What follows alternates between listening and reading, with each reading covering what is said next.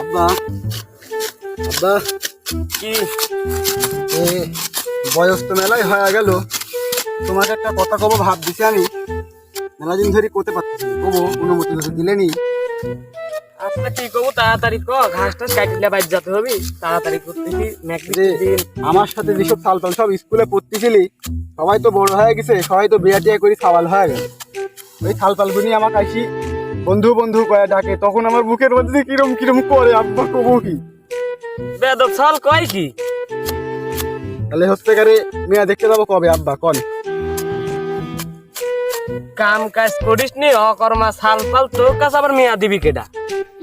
দেখছাও এই একটা বাপের কথা হলি, আরে যার কপালে বউ নাই তার কোনো কাম আছে নাকি? তুমি আগে বিয়া দেও, এক দি পাঁচটা সালপাল আগে হয়ালি, তারপর কাম কিভাবে করতে হয় আমি দেখে নিচ্ছি। তোর বউ তাহলে খাওয়াবি কিডা? কি করছাও বাপু তুমি আবার? বউ খাওয়ালে আবার খাওয়াতে হয় নাকি? এই যে সারাদিন ঘাস কাটবো, গরু ক্লিয়া খাওয়াবো, দুধ বেশ পারবো, আর আমি দুধ নিয়ে খাবো।